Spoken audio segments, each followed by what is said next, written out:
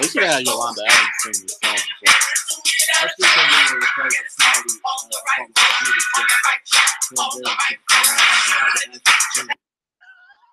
I still can't get over that, bro. He would have got shot. Yeah, definitely. Welcome to episode 32, the magic episode. The magic episode of the positivity. The magic of positivity and the magic of June Green, baby. June Green and positivity. Yeah. Welcome to episode 32, Watch Talk Radio. You heard what it was, because you know what we are. We big wrestling fans over here. So we ain't going to waste no time. We're going to get straight into WrestleMania 35. Excellence episode. Yeah. We're going to get, actually, let's get into the whole wrestling weekend, because I watch all that shit. Yeah, I did as well. Usually I watch stuff in increments. No, I was there live. Yes. Unfortunately for G1 Supercard, but we'll get into that. Yeah, we'll definitely get into that one. Because yeah. Y'all not eating AEW. Maybe. So, okay.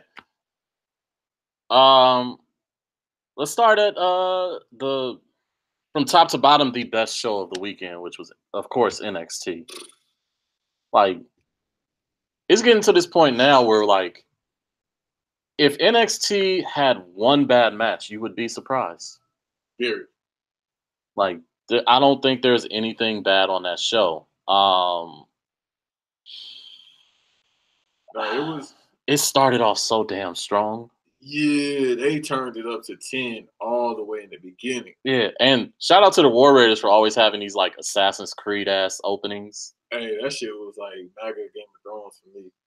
I mean, war. I get scared every time. I'm like, damn, somebody about to get landed, bro. Someone might get murdered one day. There might be a human sacrifice or something. It's like Gears of War or some shit. But yeah, but they started. So it was War Raiders, Aleister Black, and the spots were crazy good. Yeah. You had the beginning fight, the stalemate between, or the respect between Rowe and Aleister Black. Mm-hmm. You had Ricochet doing the fallaway slam on Hanson. Yeah. They tried high spots. Yeah, they tried to kill Ricochet in that match. He took most of the bumps. Yeah, he was taking crazy. Even when Hanson did the senton off the top rope, and on the outside. He was the one in the middle. I was like, bro, y'all know he only 190, right? Yeah. If that. He had to catch him. I know Hanson rolled through, but damn. Still. I think he'd rather take that than them goddamn chops. Yeah. He'd take them chops. Yeah. We definitely gonna talk about him. He got his chest. He'll get his chest caved all the way in. Yeah, we'll definitely talk about that. Yeah, but then you start off and you're like, man, how are they going to top this? How are they going to top this? Because the right people won. The War Raiders won. Yeah, absolutely. You keep them strong because hopefully in the future, if Undisputed don't become the first 3-time tag team champions in NXT history, yeah, there's some groups I think I can see beating them. Maybe the Forgotten Sons. I don't really like them, but they get heat. People really hate them. You think Montez and them? Street Profits? They could. Yeah, they going. They could. You gotta really think of the tag team situation. Mustache Mountain, they might as well get called up. Yeah. Because I barely see them. Yeah, and we just need them for the fits. That's it. Fashion over Tyler Yeah, Bate. man. We gotta have Tyler Bate and Nakamura and Charlotte do walk-offs. SmackDown, man. And then Leo Rush be the referee. Yeah, he man. had his little Power Ranger outfit on. Yeah, he's looking like a goddamn he gonna con you out of $20 or something. He looked like an extra in the Rough Rider video. He really did. He looked like the uncle at the family reunion that's trying to hold something real quick. All he did was just chin ups when he was locked up. Yeah, man. Peanut head and shit. But that was the first good match, and then you get to Velveteen and Matt Riddle. Yeah, and a lot of people picked that for their match of the night. I don't know about now, but I know a lot of people initially chose that for their match of the night. Well, that was the thing. At first, I had War Raiders and Aleister Black. Just off seeing that alone, I was like, "There's no way they could beat that." And then you get this, and you go this was a good showing for Matt Riddle. Yeah, very good. Because a lot of people always question, how long can he keep up a match? Because usually they just see him work and be like, well, we seen him work with Keith Lee and other promotions, but the masses have yet to see him work like a 20-minute match. They got to see it then. Like we knew. Yes, we did. Know. But so the thing, it was a good showing for both people because, Matt Riddle can go, and Velveteen Dream. Someone, I think, shout out to Cultaholic. One of the dudes from Cultaholic was like, Velveteen Dream might be the best living sports entertainer already. No, period. We Velveteen Dream hard over here. Yeah. He just got it. Yeah. That's the best way of saying it. Some people just have it. Well, the thing is, he is really good at selling any emotion in the ring. Like, everything. Like, that's just the thing. It's not because of skill set. I think now because fans just look at it as a skill set, it's sports entertainment. Yeah. As Vince will call it. So it's the entertainment factor involved. The fact that he can sell, he got the move set, and overall stage presence too. That says a lot. Yes. Where you can just have people in the beginning captivated. Because when he came out, I was rolling. Yeah, and I remember someone was talking about how he pushed the couch out like it was a Chappelle Show skit. Yeah. Came out like he was like, his presentation is so good. I still be rolling every time he do the Hulk Hogan leg drop. And instead of calling him Matt Riddle, he called him Matthew. Yeah, all the time. Matthew Riddle. Every single opponent he has, he always he says like their full name, or he'll try to give him like a little nickname. What'd he say? Didn't he have a program with EC3 last year? What do you call? I don't think he had a name for EC3, but I forgot how he was trolling him. He's very good at trolling his opponent. Oh, he's excellent at it. The trash talk is fire. And then he'll delete the tweet, so you can't. Yeah. You got a screenshot. Every time, it's like Gambino. Every time Gambino, Donald Glover tweets something, or Velveteen Dream tweets something, you might want to say that shit. Yeah. But, I mean, yeah, like it was a great match. And so everyone really had Matt Riddle going over. I didn't. Well, the only reason why I would have Matt Riddle go up if we know that Velveteen Dream is getting called up. But yeah, but there was no sign of him getting called up. Not anytime soon. But I mean, they could wait. He only 24. When I saw the match get called, get put on the card, I was like, I texted my homeboy, I was like, oh, this is a good person for Matt Riddle to have his first loss to. Yeah. Because it keeps Matt Riddle strong. Yeah. Like, you don't losing to Velveteen. No. Like, Velveteen has done this. Him and the New Day do this fascinating thing where they're able to ridicule you but not bury you. Like, excellent. Yeah. That's if we want to hurt you, we'll really hurt you. We'll go straight to the heart. Go look at some of the Rock old promos and how he just. Anybody want to question his blackness? No, look at all his promos. Yeah, go look at how the Rock buried. Wordplay. Look at how the Rock buried Billy Gunn. Triple H. And this was Triple H when he was really they was talking about he was burying other talent to get on. That's fully loaded promo is still one of my favorite promos ever. You remember when The Rock almost buried Jericho on his debut? What did he say? Who in the blue hell are you? And then he started it doesn't matter.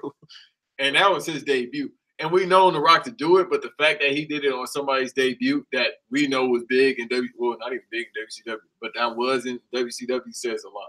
Yeah. But the way he buried Triple H a lot of times. Yeah, Triple H was so bullet oh man. I feel like everybody kind of made Triple H punked him off. I got some more smoke for Triple H. As a wrestler, not as a booker. No, he one of the greatest white men ever now. Because of his booking skills. Yeah, so then after Velveteen and Matt Riddle, we get fucking Pete Dunne and Walter. Woo! And that was my match. I'm not saying it now. I still don't know what's my match of the night. I still don't know. That was my close. 3. That might have been my favorite one, Pete Dunne versus Walter, because I was like, I have never seen a big dude versus a little dude done this well in a long time. Yeah, because the working style, I love the British working style, that strong style, I love that shit. But the fact that they was really potatoing each other, just to make it entertainment wise, and I mean, Pete took the most of it because he was a little dude. But at the same time, it's like, bro, after 2 charges, it's like, all right, can you just, I'll sell it. But nah, he really was like, nah. Yeah, he gave him the bitter end. You had Walter doing the big splash. A crucial spot was when Pete Dunne was hanging on the top rope. Yeah. And Walter just kicks him out the fucking ring. No, all that was legit. He was potatoing him. And I think that's just how they work, I think, though, overseas anyway. And it was just watching that, I was like, them fucking slaps, bro. I was like, just send Nakamura to WWE UK Let him do strong style there because he would kill him versus Walter and the kick versus Chop. Oh, turn that up. Bro, the way that Shinsuke, like I said, he probably wouldn't even have to sell it either because I don't think these people are selling it because it legit hurts. It looks like it hurt. But I remember the thing Shinsuke said is one of the reasons he don't like New Japan no more is because they're doing too many things and like actually trying to hurt each other in ways that it's not good for wrestling. It's too fucking fast. Yeah. And we'll talk about that too when we get the G1 Supercard. Shouts out Tam Tonga. Yeah. We're gonna get to that one. That's when Over get all the energy. Right now I'm cooling because we doing a review. But when then we did the women's match, Shayna Baszler and the four, and it was a lot of fun. Like Shayna Baszler's run has been a lot more fun than I expected it to be. Yeah, I thought she was gonna be beating the hell out of everybody. But her style, like, I don't know how they do, like. First, this is what they're trying to do with Ronda, and it's not working too well.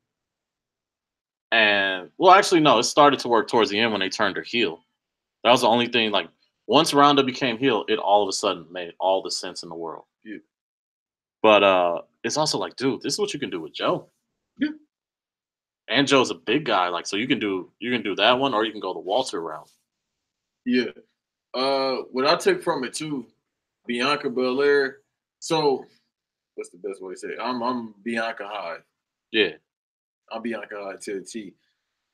This match showed me she got a couple more moves because what Sam Roberts was saying, I think people, and you can phrase it probably better than me if you know what I'm talking about. What Sam Roberts said, basically, she's not that good, but people took it as though he was saying she's not that good.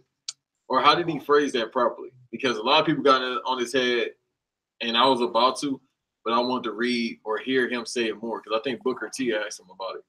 I think it's more. So it's hard because maybe she not. I don't know. Is she polished enough? I don't know because we got Coachella going on in the background, by the way. Yeah, I'm like, what the fuck is this? But Mon Laferte or whatever. Who the fuck is it?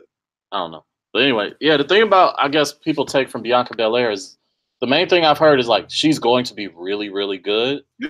She just might need another like few months before she can be champion, and might need another year in NXT. But once, I think so. But Triple H likes to take his time with those people. So with those people down there, because he can really get it to the point where he wants to. When you go up, you can do anything. Right, and then this is title on the line as well because this is his baby being NXT. Yeah. So like this is why he hates like when people get called up too fast. Like I guarantee, I feel like he probably like hate that shit. EC3 and Lacey Evans, I feel like he just like. I mean, Heavy Machinery, they kind of were what they were, and they're a good fun thing. Yeah. There's nothing wrong with that. They're gonna make a nice career. They were ROH, right? At one point, they probably were. I think they were. Like the War Raiders were like ROH going back and forth in the end. Yeah, they were in ROH when you had to really be able to go though. So Heavy Machinery was in ROH because I remember first seeing them in ROH. Yeah. So like anyone who questions Heavy Machinery, if they have to go, they can go. But when the Briscoes come to NXT, they never come to NXT. Nah. They need to. It's time. Nah, it's gonna be them and Jay Lethal that they're gonna be the mainstays at ROH. Yeah, I can't wait to talk about Jay, bro. I can't wait for that. No, but I think like I said, I'm high, but she just need a little bit more time. I know she was 30 though.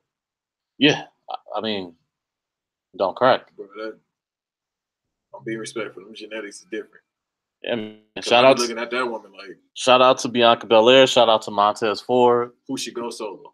I want to say that about him. I think it's time for the Street Profits to break up and he should go solo. I think he probably could be world champ. He definitely could be mid card. Oh, he'd be a mid card king. If they I think it's time. If they put some time into him, because the athleticism is off the chart. Him versus Finn Balor, him versus Finn Balor, him versus Joe. Anybody with Joe. Yeah.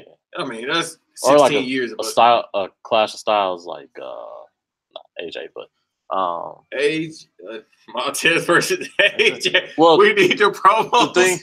The thing off that alone is we mentioned in top names, and those guys can work well with anybody. Who promos? What you think AJ say during his promo with Montez? It just depends on what Montez's gimmick is at that point. Oh, Montez got to be you basically got to treat him like MVP. He got to be so arrogant and over the top. No, we don't need that. I think he could do something different than that. Maybe. We need a new funny dude.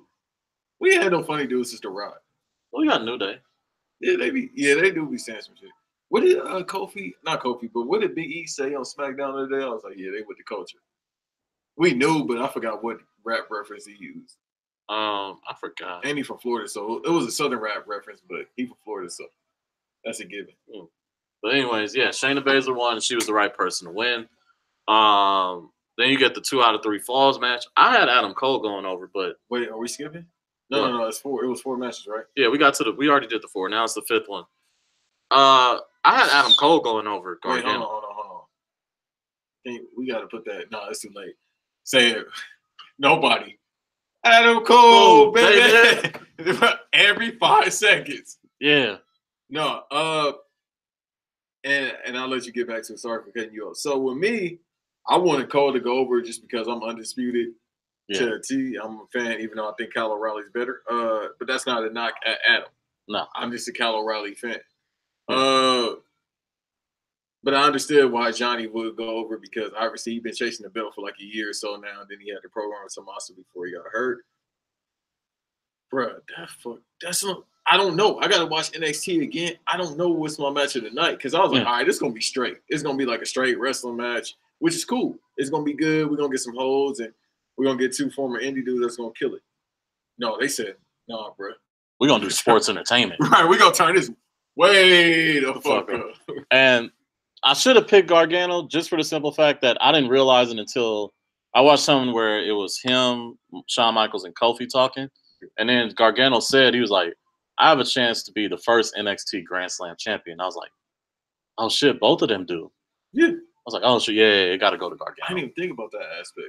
Yeah. Either one of them could have been the first Grand. Damn.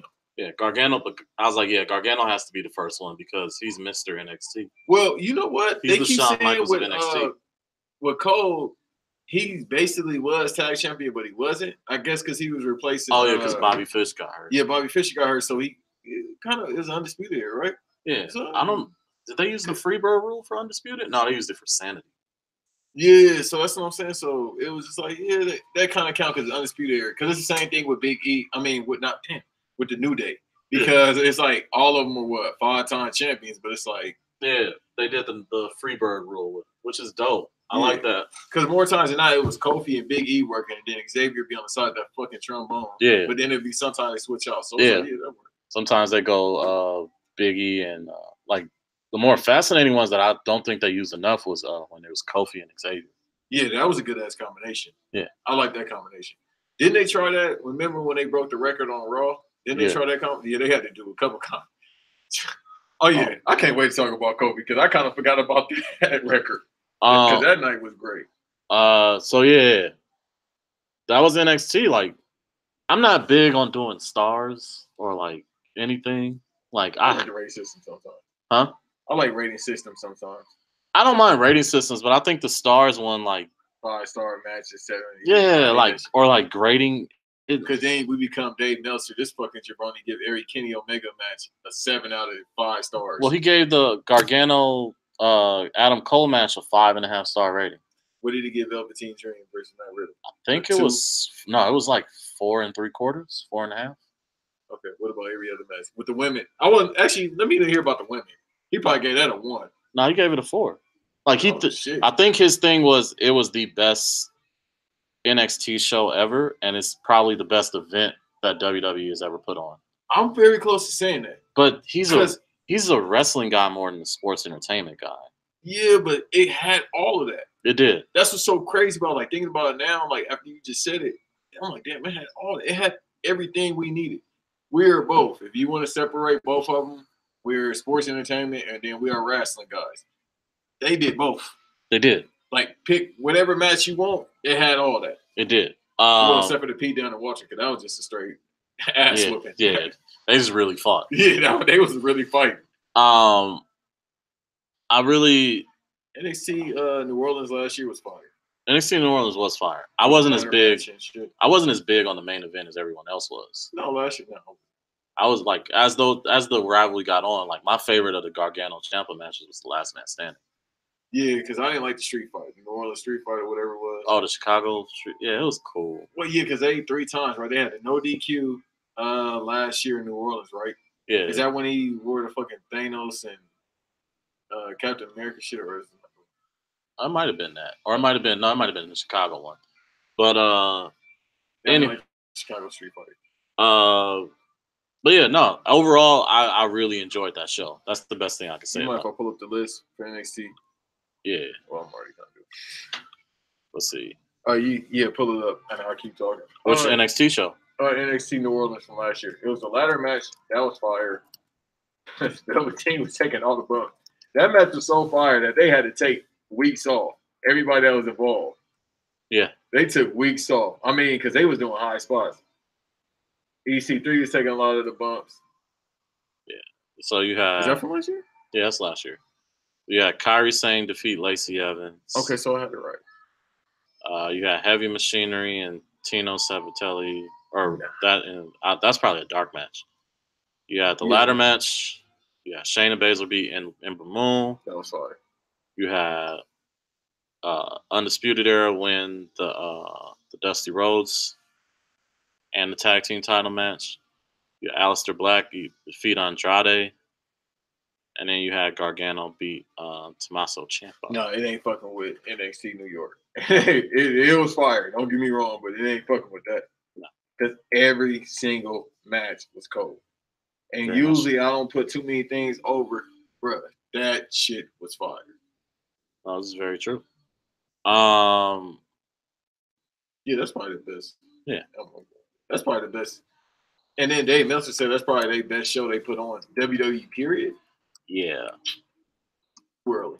I don't remember all the shows enough to be like, this was my absolute favorite, but I don't. Well, let me see. If I can go off the top of the head, I can give you WrestleMania 17. I can give you WrestleMania 17. I can give you. It was a really good Royal Rumble in there. But, I mean, like. Yeah, all the logistics of it is too much. Yeah, I'm not doing that. Like, I'm not being that prisoner of the moment guy. Nah, but yeah, I'm with you because we very much like when it comes to that. Like, I'm not going to say this is instant classic.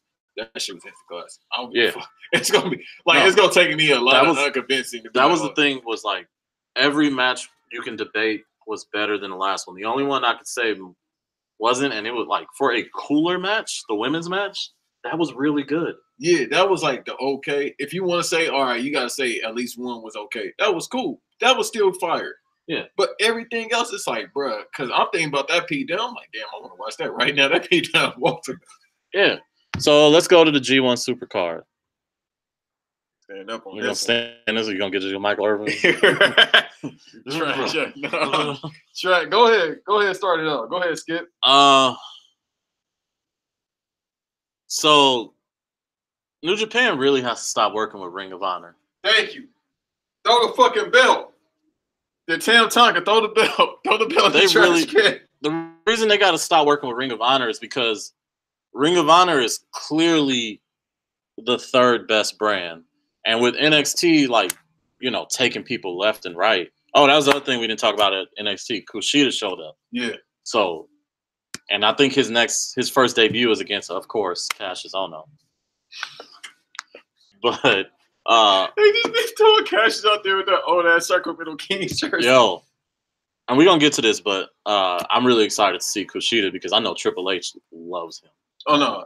Like he'd be up there taking pictures like this is my son, right? Yeah. Like if Triple H could like make a wrestler, like who's the perfect wrestler, I think he would pick Kushida. Yeah, the build, pause, the skills, the promos we just gotta see just because the language barrier, which ain't a problem. You can get a manager. Shinsuke definitely finessed that shit. That shit is hilarious. Yeah. He don't talk as much as he used to, but last year, that no speaking the English, even though it was stereotypical racist shit, that shit still was fucking funny as hell. Yeah. So yeah, I'm not gonna go through the card. I'm just gonna go through that trash ass card. All I'm gonna say is every match that didn't involve a New Japan person wasn't good. Like, I'm gonna let you talk. I'm gonna get my shit off. Like, okay, so you had Flip Gordon and Juice Robinson, who were both really good. I don't know why. Every time I think about Flip Robinson, I start laughing. Like, okay, so you had the Jeff Cobb Will Ospreay match. Dope. Because both of them can go. And then, like the matches between it. The women's match, I don't give it a lot of time, a hard time because it was cool. It's difficult, but save the tag team match for last, so I can go to fucking.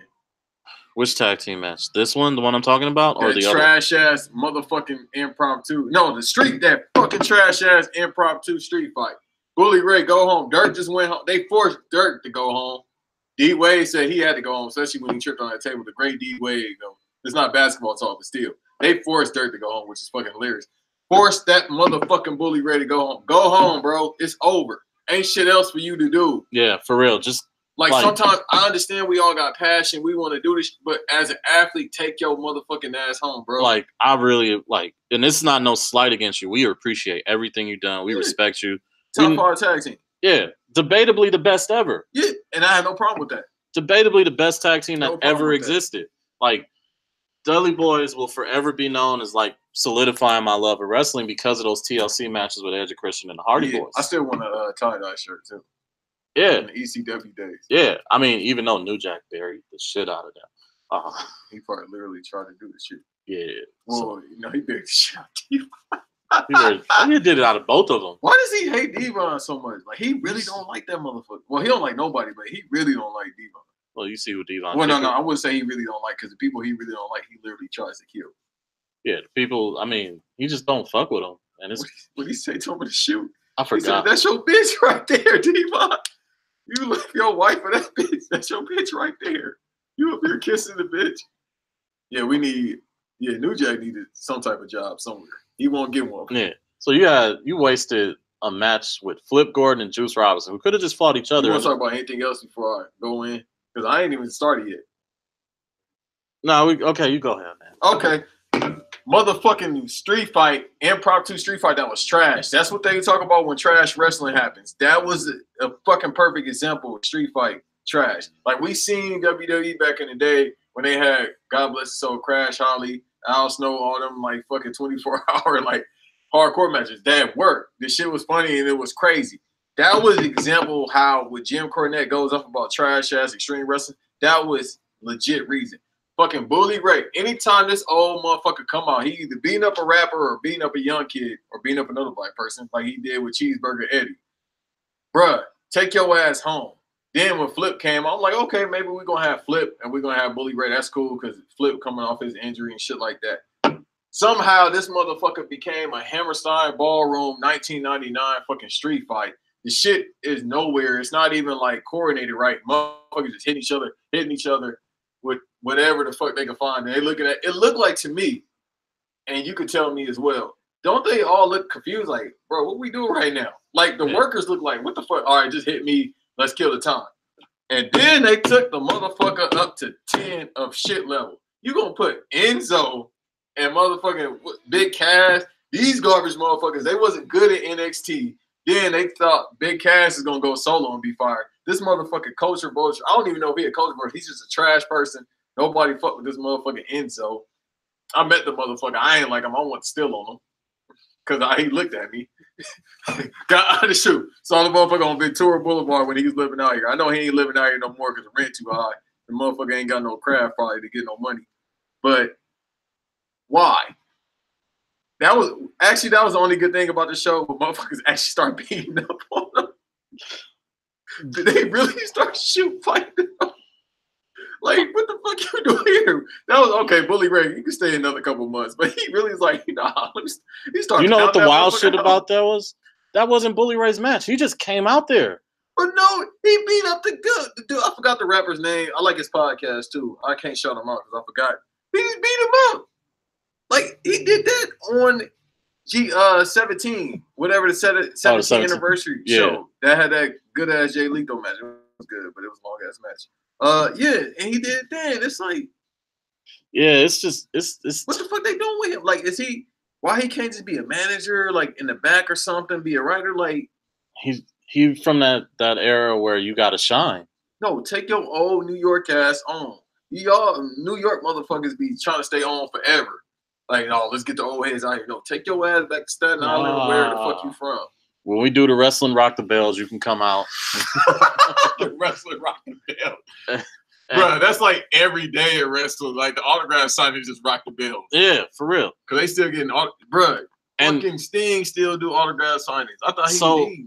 This is the thing that bothered me. We gave Flip Gordon and Juice Robinson versus Bully Ray 15 minutes.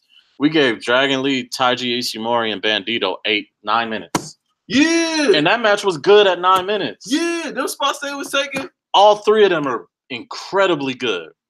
Like, yo, we could have. That match gave me a little bit of hope about the goddamn pay-per-view. I rushed home from work trying to watch this shit. Because up until like Jeff Cobb and Will Ospreay, in between that is nothing really all that fascinating. Nah. I was on Twitter most of the time. I'm looking at the times now. See, I didn't notice the times. Yeah. Then you get the Kenny King match was that long? That was the Honor Rumble, which was terrible. But Kenny King don't go to AEW. He gonna go to AEW. Don't go to AEW. Then you had the Fatal 4-Way Tag match, which did you see the PCO intro where they were like tasing him and this and that? I was like, man. First of all, that was my first time ever hearing the Gorillas of Destiny song. I said, okay. The slap. Y'all really hiding up this y'all distant cousin thing right now. Yeah. Because I was like, bro, them drums ain't supposed to be hitting. Them snares ain't supposed to be hitting like that. I was like, what the fuck? I told you that instantly. I was like, hold on, let me download this shit. Yeah. But so you had three really good groups in GOD. You had LIJ or Evil and Sonata, who are always great. Yeah. And then you had the Briscoes, who, once again, other than the Usos, might be the best tag team in the world. NXT. WWE. We gonna look, this whole pay-per-view, all I said is, all right, Kenny, I mean, I don't know where he will fit in 205 Live. Kenny King. Nah, he's too big for 205. He could stay there for a while. Nah, Will Ospreay come through, man? Will Ospreay come through? Oh no, you know Triple H like, bro, what we need to do to get this contract? Yeah. No, he looking at that. Like most of these people, he probably really looking at, but he like Jeff Cobb come through. Come through. Juice Robinson. Zach come through. Give it a year and then come through. You know they'll never let them go, but Kota Ibushi. Oh, he would do anything. This is how you know the pecking order for Ring of Honor and New Japan. All the New Japan matches are basically last. Right. And that Kota match was pretty good. Like, I've seen better before for both of them, but it was like, all right, this is cool. Yeah. I mean, maybe it's because the shit was so trash it took me out. Not the match, but the fucking card. Like, bro, I was telling you, I'm like, bro, I'm like, is it me or this shit is trash? It wasn't good. It's so much bad wrestling to go through to get good wrestling that you were just too exhausted to enjoy the good wrestling. Like, if you just start from Zack Sabre Jr. versus Tanahashi and go down, you would be like, I really want to know what the rest of that card is. They should have flipped it maybe, or shuffled it maybe. Like put ROH on first or something, and then put. People would have left. Now, Kota Ibushi and ROH is trash. Kota Ibushi versus Tetsuya Naito. I mean, there is how many different ways can we just say how good Ibushi and Naito are? Yeah, and they had better matches. I think it was just because they probably pressed it for time. Now looking at it now, you saying that, I think they were pressed for time because they more than 20 minutes. Like they don't do in New Japan 20-minute matches. They do about 45 to an hour and 20. Well, this brings it to the Ring of Honor ladder match with Matt Taven, Jay Lethal, and Marty Scurll. You go first. Because I know what I'm going to say. So Jay Lethal is very, very good. One of the greatest ever. Matt Taven. So this is the thing about Matt Taven. I think Matt Taven's a good wrestler. He's just not an interesting character. Which, that's not a big deal because we've seen throughout the years you can be an uninteresting character and have a Hall of Fame career. Case in point, Triple H. Right. Or, Chris Benoit. Or, I can't say that name. Why did you cover your mouth after you said it's too late? You're like a little kid. I can't say that name. But you know what's crazy? We both did that. Like we both like, ooh, yeah. That's fucked up to say, bro. Yeah. It's been years and we still like, goddamn. Yeah, sorry about that. That's sad. Yeah, no. No, you can't even apologize. It's just sad that we can't say it. We just like, damn. But still, just like, yeah. But yeah, we can go through a list of people who didn't have interesting personas, like Lance Storm. And great. Insane technician. Like most of the UK rappers. Most of the UK workers. Yeah. EC3. Not the most interesting character, good wrestler. He was already in Impact when he had that program. Bobby Roode. Not the most interesting. but good. Not right now. No, not right now. I told you it might be time for him to call it. Nah. He still got it. Anyways, so yeah, and then we get to Marty Scurll. Is Marty Scurll good? I'll stand up again. Motherfucker, fuck a villain club. This motherfucker ain't never been good, bro. Fuck a villain club. Fuck the Bullet Club after AJ left. No, he's not good. The jig is up. They've been trying to push this motherfucker for about a year or two now. It ain't working. How many times has he been on a New Japan card by himself? Just on the New Japan in general. Not even when he was on the Villain Club, that shit wasn't hitting. Yeah. Like, then he had a match with Will Ospreay, and Will Ospreay was trying his best to put him over. Yeah. Will was cold. Dude with the dress, right? Who? Who am I thinking about with the dress? Will Ospreay? No, you're thinking of someone else. I forgot. Juice Robinson. I'm thinking about Juice Robinson for some reason. Juice Robinson? Yeah, Juice Robinson good too, but it's 205 Live. Juice? Yeah. Nah, he too big. He like 6'4". 205 Live. No. We just associate 205 Live. Like, we can't put you in NXT or SmackDown. Or I think he'd be a good mid card guy. He'd be on Velocity. He'd be a good it'd be him versus No Way Jose as like the party guys. That'd be a fire tag team. You gonna be sick though. All them colors, you gonna throw up. I don't care, colors. Man. Let No Way Jose and Juice Robinson form a tag team. You gonna be looking at Avatar without your 3D glasses. Hey, man. You gonna get sick. I'll be so happy with that. And then they win the tag team titles. Wait, I think Marty has worked with Will Ospreay. He's definitely worked with Juice. He's worked with Ospreay, and they used to let Marty Scurll go over on him all the time. They've been trying to push this dude, man, since AJ left, since they started the Villain Club and shit. They've been trying to do it. It ain't fucking work. I ain't gonna say go home, stay in. Go to AEW. Fuck it, go to AEW. Oh no, he going to AEW. I'm tired of fucking AEW. This shit ain't even started. I got my blood pressure up. I don't even know if it was that big piece of chicken or what. Yeah. I'm tired of this shit now. I'm fucking tired of AEW. Y'all chanting this shit. What type of stupid? See, this is why people hate wrestling fans, because y'all stupid motherfuckers go to a Raw show. You spend about $40 or more or something like that. Y'all probably up there in that high section. And y'all motherfuckers shout AEW to some shit you spend money. Yo, white wrestling fans, y'all be hustling backwards. Black wrestling fans, we know. This nigga really mad. Cause the shit is, I'm tired of fucking AEW and the shit ain't started. I've been telling you that for months now. I'm tired. I don't want to see shit. I know where my frustration with AEW live goes. The fucking fans. Yeah, but it's not just that. It's the fans comparing AEW to being the immediate threat to WWE. They got no fucking TV deal. They got a TV deal supposedly. With who? Supposedly TNT and TBS. Oh, who? TBS? Yeah. Ted Turner approved that shit? He think he about to get back in the Monday Night War? No, he's not going to go on Monday night. They're going to go on Tuesday. Oh, god damn. Because SmackDown going to Fox, right? And they're going on Friday. And that's going to still compete.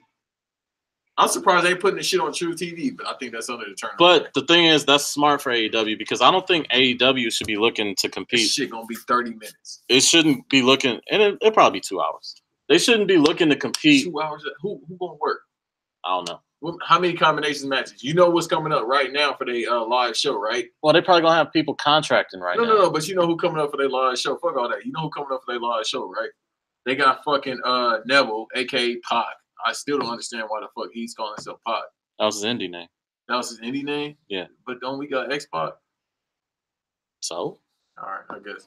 I didn't know that too. I just started watching him when he was in NXT.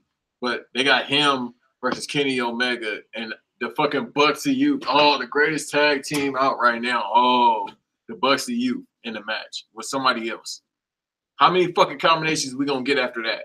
Of the same people we seen before working the indies without a TV deal. Let's look at the All or Nothing card. But the thing about AEW that I think it's ambitious for them to go after. It's cute. WWE. But I think their real competition right now is be better, be on par with New Japan. They can't do it. Like, that's the best thing you got. Because, okay, the thing I wanted to bring up about New Japan was the G1 Supercard, for the most part, was just unbearably bad. Like, New Japan really saved that. Absolutely. And the thing that really saved it was fucking Okada versus Jay White. Because Jay White just magically got good all of a sudden. Yeah. Because I've never been big on him as well. Pause. I'm like, all right, this dude cool. They put the title on him, but I was like, all right. He ain't all that. And then You watch that match. He's like, yo, he can like. I don't know if it's him or if it's Okada is just that good. It was probably a combination of both because you still had to be a good worker. Somebody got in his ear. Somebody was like, "Hey, bro, we put this title on you, but you gonna have to step it up." Yeah. No, it's definitely. But this is what I was talking about when I was talking about Velveteen Dream. Is oh shit, yeah, my girl said Casey Musgraves is pretty, and that bitch is pretty as hell. Oh, she's saying like one of the white girls that do the national anthem. Well, she's supposedly country. She like the Taylor Swift-ish country where she's just country but also Stagecoach is in 2 weeks. Yeah. But I'm gonna be out there. She's too popular for Stagecoach. I'm about to be out there trying to get that work. You know, Stagecoach, bro. They get wasted. Yes. Like the white kids that be at Coachella, they be fucked up and all that. They be on drugs. White people they gonna sober up eventually. White people at Stagecoach get drunk. And they don't sober up for the whole weekend. No, and also if you think like EDM people and rock and rap people do drugs, go to a country show. And watch how much drugs they fucking do. Because the thing is, the white kids that be doing all that shit at Coachella, the acid and all that shit, eventually wears off. And for the most part, they be cool. You know, they might have a bad trip. No, the white people at Stagecoach, somebody gonna fight. It's weed, cocaine, and Budweiser all day. All the shit that's gonna stop you, and they be ready to fight all the time. Security, that's what I learned. The security officers be like, yeah, Coachella be wild, but no, Stagecoach be having us stress. Yeah. But anyways. And you wouldn't think that type of music could do it, huh? Yeah. Sarcasm. Yeah, but back to Okada. This is why I talk about, like, when I was talking about Velveteen Dream, it's very similar to Okada. I think Okada's still a better wrestler than Velveteen. Okay. But, no, Okada's definitely better. I understand what you mean, but I'm going to stand by our king. I know, but this is what eve of the Beyonce being on Coachella Netflix special.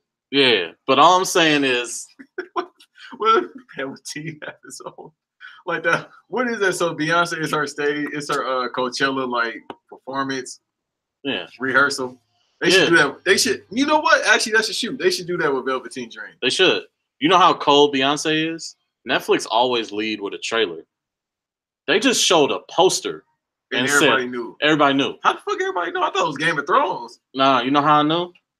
Like I told you, they debuted Stranger Things. Their biggest show, the first thing they showed was a trailer.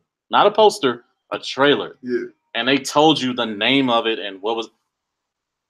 All they said was a yellow and black background that said Homecoming, April 17th.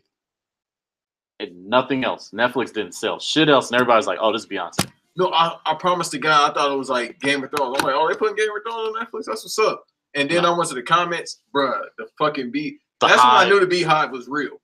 I thought the shit was a game and motherfuckers be like this playing. No, the Beehive is real because motherfuckers just Beyonce gifts. Beyonce. I'm like, bruh, how y'all know?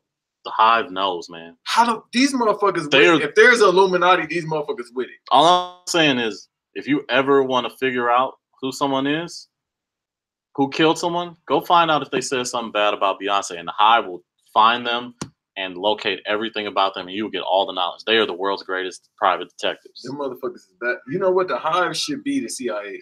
Because I didn't, bro. I'm like, how y'all know? Like, this is what I'm saying. This is what I'm saying. The Hive. If you're part of the Beyonce Hive and you really in the Hive, you should put on your resume you're a research analyst. You a data analyst. No, that might be legit because they be cold with the social media and shit too. Yo, the Hive is like my homegirl part of the Hive. Her social media game is fire. I remember I told my girl this is that the only reason you don't want to smoke with the Hive is because some of the best writers in the business are in the Hive. That's true too. Yeah, like men, women, like alike. They like with that, all that shit. The Transformers. Yeah. You got black people. She got white people. She got athletes. No, she got everybody. She got everybody. No, you know how they say everybody? She got everybody. She got Michelle. You know who the last person to have everybody? Oprah. I'm about to say Michael Jackson. Nah, Oprah. Oprah had everybody. But Beyonce, it's on steroids. Yeah. Because she got kids. She got the everybody kids too. Yeah. Not just black kids. No. She got kids. She got middle schoolers right now in the Hive. White. Yes. Middle schoolers. They probably don't know. Well, you teach racism, but they hear their parents say nigga all the time, but they like, oh, Beyonce. Yeah. But Beyonce, they ain't a nigga. I met a few non-black girls named Beyonce now. Get the fuck out of here. Dude, we gotta Google this shit. Google. While you Googling this, I can't believe that. Listen, no wonder Jay had to come up with 444. It wasn't because to say, oh, I cheated, I apologize. It's to protect himself from the fucking B emojis. Yeah, man. Like, yeah, when you pull up something like Beyonce, look, you didn't even go to it, but you put in Beyonce, it say, what is Beyonce's ethnicity? Like, people trying to figure it out. Nah, I think it's very clear. Oh, yeah, shouts out to the queen because she was advocate. Remember, she had that not that tangent, but when she was going on the road where she was like, had the Popeyes bag out like in 2002 when she went solo, and then people was clowning her about gaining weight, which is the stupidest. Because Beyonce had, now she perfect. She got to 10, 20 pounds. I know we ain't that far from Beverly Hills. I got to figure this shit out. Yeah. As soon as you jump over the gate, you're going to get infrared, but still. Remember, it was like the biggest Two Americas moment when Janet came out for like the That's the Way Love Goes videos, and everyone all of a sudden thought she was fine. And black people were sitting over here like, what was wrong with her during Control? You said that video. I had a moment. I really looked at the screen. I was like, because you were sitting here. You said the real nigga anecdotes. We said Popeyes, Beyonce, and Janet Jackson. I really just said, it's a damn shame, no matter how old you get, because I remember being a kid and that beat would pop in my head. But as soon as I looked at it, but I remember it was just like, yo, what was wrong with Hefty Janet Jackson? Because Hefty Janet Jackson was fine as hell. See, I'm having moments thinking about that damn song, not just the video. That damn song bringing back memories. Yeah, you know the video that's really gonna fucking set it off is Anytime, Any Place. Yep, your eyes just got big. Hey man, all right, podcast. I'll be right back. Go to your room. Ollie Berry. He said, so trademark, go to your room. Time out, trademark. Time out. Hey, that's a damn shame because we was kids. I'm like, damn, I don't know what pussy is, but I think I do. Yeah, there was this weird moments where you're like, yo, I don't know what sex is, but I think it's cool. I think I understand now. Right. I think it's Janet's fault that we know. Maybe it's Janet's fault that we like. Janet, a song like really fucked me up. I was like, oh, this it was really hard for me to figure out which songs were about sex and which ones weren't. Because when I was a kid, I thought making love and sex were two different things. I thought so too. Yeah, because you have the R&B singers like, I want to make love. And then you have the rappers are like, I'm trying to fuck. Yeah, but it's a blurred line now. Yeah. Now you got more rappers want to make love than R&B singers. I respect it. Yeah. Because even Future talk about making love. Yeah. But the first song, I was like, oh yeah, this is like, I heard So Anxious by Genuine. And I was like, this is about sex. That's about fucking. Yeah. Meet me at 11:30. I know. What is it? Loving when you talking dirty. Yeah, no, that's about fucking. That is about fucking. Like, because the nigga said Pacific time, he said 11:30. He didn't say 9:20. That was, and it wasn't just like, this is about sex. I was like, this is nasty sex. That's a wild ass time, like 11:30 on that. And what is she timing? Like, bitch, don't come here. 11:31. And you know what the funniest part was? This was like the #1 song on 106 and TRL. No, I thought it was before then. Remember that was like the box. Oh yeah, that's right. That's the box agent with the 1-800. But still, it was on TRL a lot too. They had. Did he perform that on All That? Did they have? This questions we gotta ask. I think every episode we should ask. Hey yo, did that kid perform on All That? Or what's the name? Not just All That. What was the other one on Nick when they had Casey and JoJo or Jodeci? The Mickey Mouse Club. Oh yeah, the Mickey Mouse Club had people wilding too. I don't know if they had them do So Anxious. White girls right now that ain't never seen a black. But they might have had Genuine do Pony on All That. We gotta Google this shit. Because you gotta remember, just at the Nickelodeon Teen Choice Awards, they had Migos. That's still hilarious. But you know what was the funnier thing? A few years ago, Weeknd won Best Song for I Can't Feel My Face. Yeah, nobody had no idea. That's how naive some white people are, or most of them. That's how naive most white people are. But yeah, this is a pretty good song. Niggas talking about cocaine. Talking about I Can't Feel My Face when. But a lot of those kids' parents there, they got money. They probably, shit, yeah, I can't feel my face either. I'm grueling to this shit too, son. But they had 70s. They had motherfucking Hall & Oates. Yeah. Because you know Hall & Oates had a bunch of coke. All them songs about cocaine. Yeah. You can't tell me. I know they love something, but they about cocaine. Yeah. You got the Rick Jameses. Yeah, but his shit was super late. I feel like we got to go back to like 70s. We got to go back to 70s bands that had like subliminal shit. We know you talking about cocaine.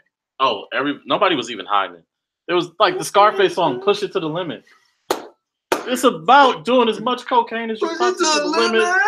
Motherfucking to your nosebleed. Every like 80s music, 80s pop music is just paranoia music. Like listen to Maniac from Flashdance. I hate that fucking song, bro. She's a maniac. That shit gives me like not Tourette's, but that shit give me like OCD. That motherfucking song, bro. I'm like, yeah, they was high as a fucking kite when they made this. Even Dexy's Midnight Run, the Come On Eileen song, all of a sudden it just gets fast at the end. Like, what the fuck? This was smooth. You know, can't figure it out. This tastes like honey. They was high as shit. Yeah. Well, you gotta hit that little note. Oh, the Bee Gees was doing super blow. The tree be like, yeah, they was high when you start out real low, and then that shit hit your mind. Like, what the fuck is Barry Gibb doing? Right. Go write that note. Get that note right there. You know, this to him beats faster than Metro Boomin too back in the day. Oh man. Put that key right there. Phil Spector was on that good shit. Phil Spector had that motherfucking spaceship. He had the blow since the 50s. I want to know who they drug dealers is and what house he lived in Calabasas or in the hills. Yeah. Bro, if you was a drug dealer for all these artists back in the day, you made no more than $100K a month. Like, yo. Like, I'm thinking drug I want someone's like drug dealer to come out and just write a book about all these people. This won't happen soon because everybody's snitching. Yeah. I don't know what it is. Like, even put it out like on your when you die. Like when you die, like, okay, this is the book when I die. Put it out now. Nah, because you can get the lawsuit. But everybody mostly dead. Like, yeah, but the states. Who is the motherfucker that was supplying Michael Jackson to Death Man? That was a doctor. Not the dude that's locked up, right? No, I think that was him. That was giving a different. We talking about all the other shit. I thought it was Charles Scott. Oh, is this Jaden Smith? Oh, it is? That's a fire ass background. It is Jaden Smith. I don't really like Jaden Smith. No, but I know you like him. Young legend. He just gotta stop changing his damn hair, but I guess if he want to feel the water in Michigan, he can do this. Yeah. Shouts out to him for shit, we forgot to talk about WrestleMania. Fuck it, we are cool. WrestleMania. Let's go through it real quick. Let's go to the Kofi match. Fuck it. Yeah, it's for real. No disrespect. Like the triple threat match was fire. Other matches. First of all, at that point, bro, that's what I'm saying. 3 hours, 2 hours in, I'm like, all right, bro. You know how long that meant?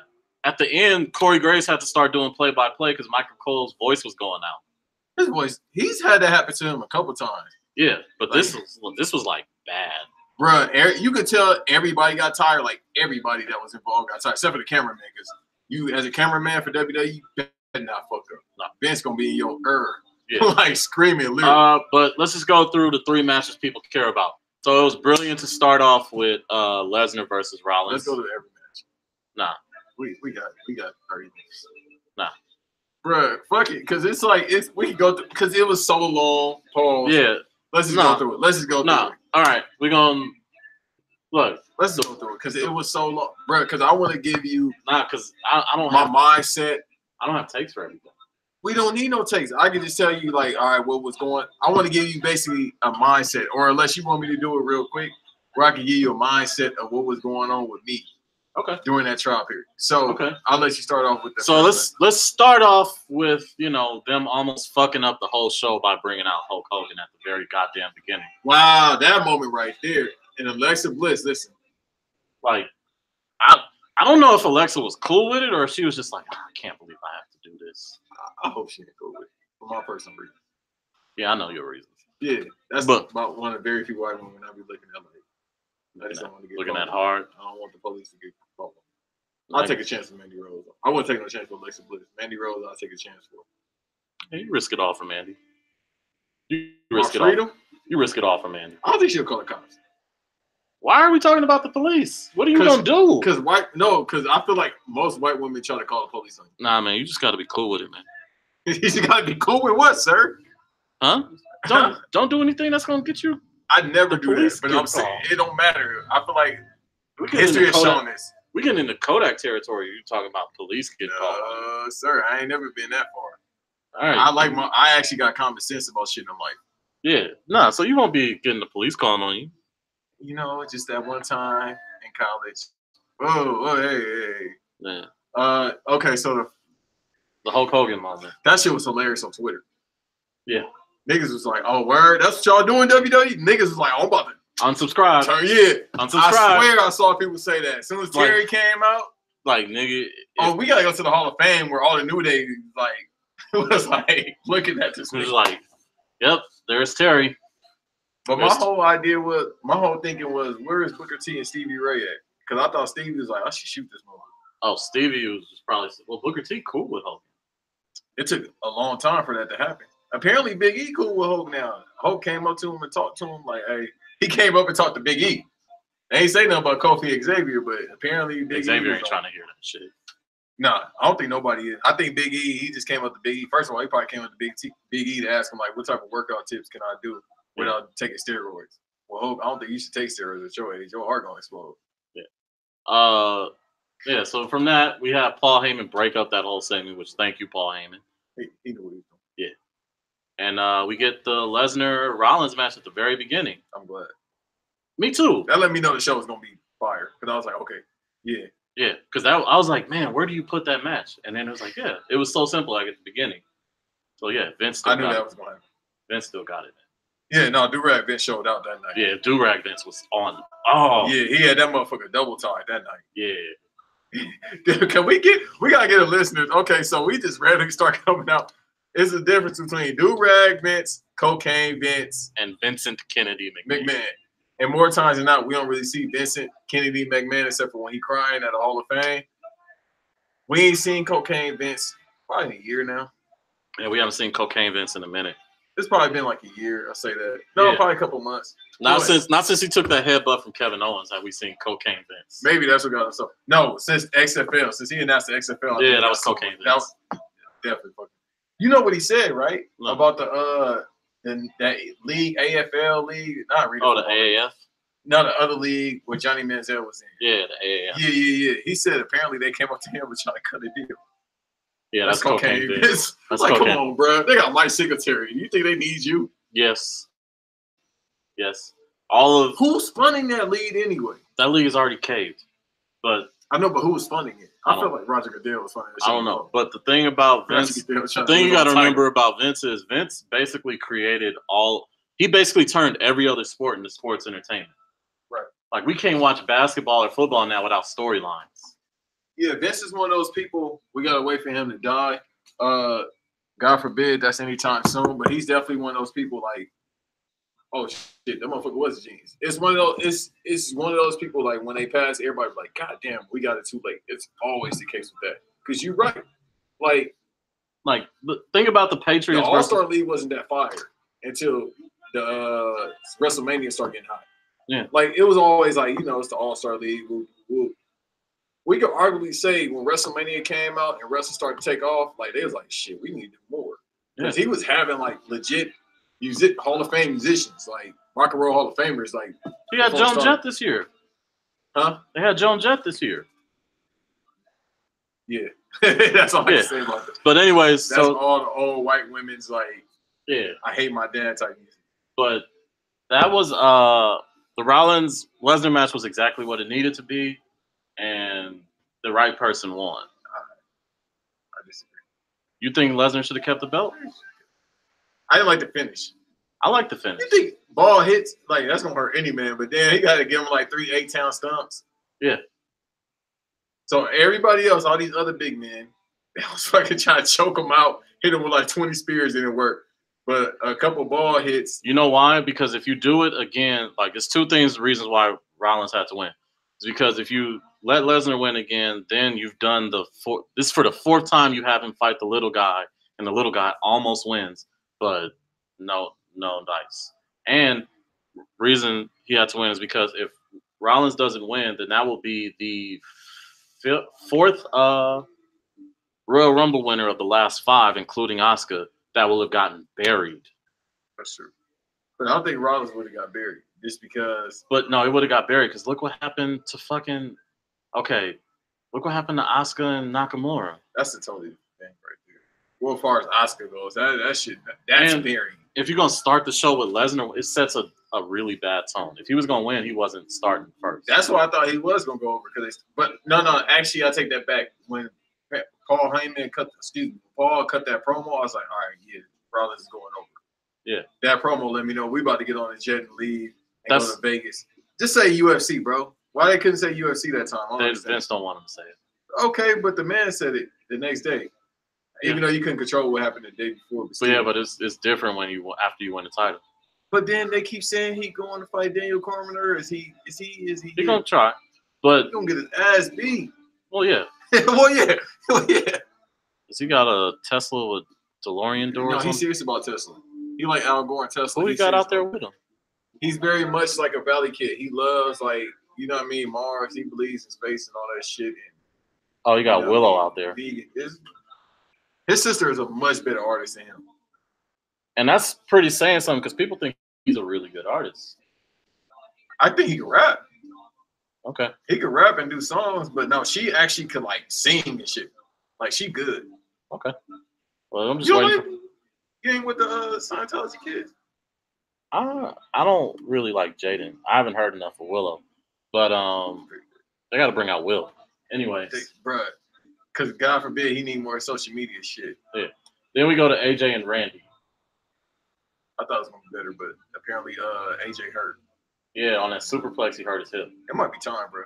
No, it's not. Stop saying it's time for everybody. Yeah, no, but he 38. What you want? He been doing this since 2001? It's not time. It's time. It's not There's time. nothing wrong with that. Yeah, but it's different. It's different between saying it's time for Bubba Ray and it's time for Bobby Roode or AJ.